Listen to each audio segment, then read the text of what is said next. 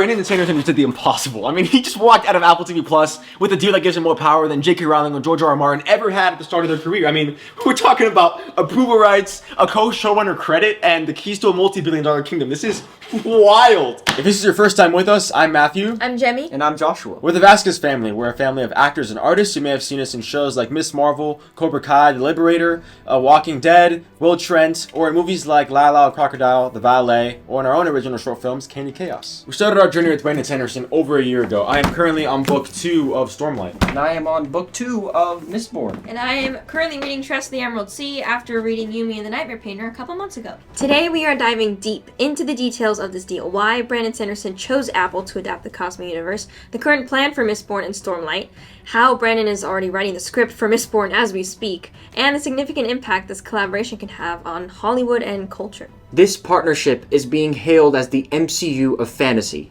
and for good reason. It isn't just a license, it's a foundational partnership that could redefine how fantasy is adapted for the screen. The most significant aspect of this deal is the shift in power dynamics. I mean, Sanderson chose Apple after pitching to almost every major studio because he saw a partner, not just a buyer. I've long been looking for a partner, not somebody just to sell things off to. This is how I roll. This is what I've been trying for years. From the way it's looking, Mr. Sanderson won't just be a consultant. He'll have the power to sign off on or reject specific creative elements, which again is rare at this scale. He's writing the Mistborn screenplay himself, and he will be co-showrunner for the Stormlight Archive adaptation. He is, as we speak, helping Apple hunt for the person who will sit across the desk from him to run the show.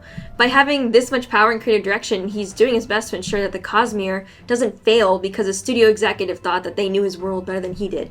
As it appears right now, this would be his vision. He's the architect. Brandon is currently working full-time on the screenplay for Mistborn, which is officially planned as a feature film. He's facing the daunting task of condensing a 200,000-word epic into a tight 2-hour cinematic experience.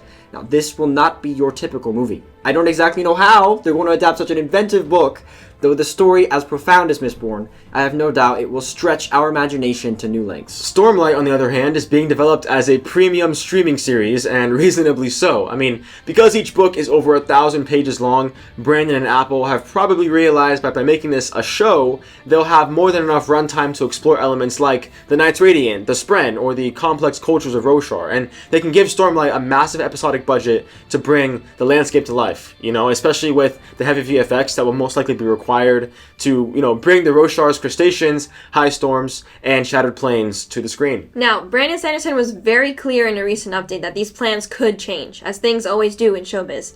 If in development he realizes Mistborn needs 10 hours to tell the story, there will be flexibility with Apple to pivot. So it seems like the quick pitch is if you want a fast-paced, high-stakes introduction to the Cosmere, you go watch Mistborn. But then if you want like a world-building, world-altering epic for years, I mean, this thing would last almost a decade. I feel like it would be Stormlight, right? You watch Stormlight. This deal sets up a new precedent, where if successful, it proves that studios can achieve better results by treating creators as architects, rather than sources of raw material.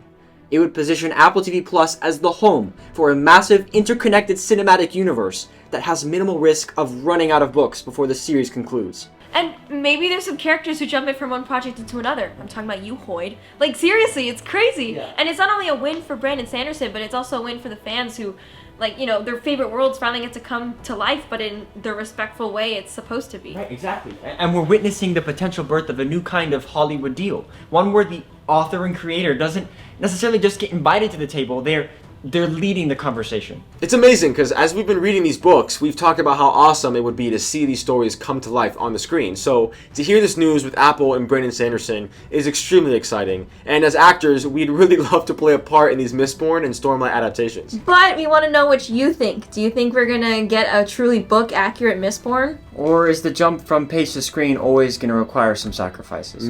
Drop your theories in the comments below. We'll meet you there. Yeah, and if you enjoyed this deep dive, then definitely it'd mean a lot if you like this video and subscribe. We're going to be following these projects as they progress, so you definitely don't want to miss out on any new updates that we share with you as they, you know, share new casting news as well. That's going to always be very exciting to see who they cast, who becomes a part of these projects. But until then, you guys, life before death, Strength before weakness. Journey before destination. have a MaJeliv day. Bye.